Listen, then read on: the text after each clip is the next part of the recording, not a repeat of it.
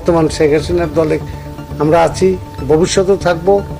আর কোনোদিন আমরা দল পাল্টাপাল্টি করার লোক নেই। শেখ হাসিনার কি নৌকা, ডিপজলের কি নৌকা, মমতাজ আবার কি নৌকা।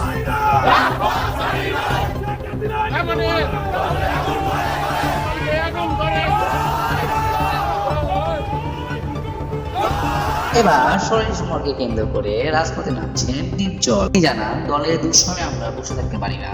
যারা বর্তমানে ক্ষমতায় এসেছে তারা কে? তারা তো জোর দখল করে ক্ষমতা নিয়েছে।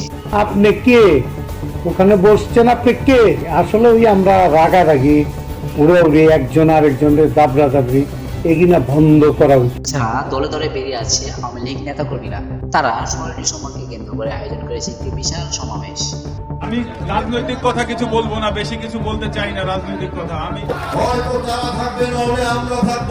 এই সমাবেশে দেখা যাচ্ছে লক্ষ লক্ষ আওয়ামী লীগ কর্মী। তারা জয় বাংলা, জয় বঙ্গবন্ধু স্লোগান দিয়েই যাচ্ছে।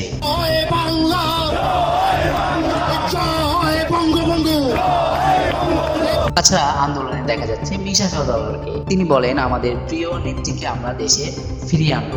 জয় বাংলা,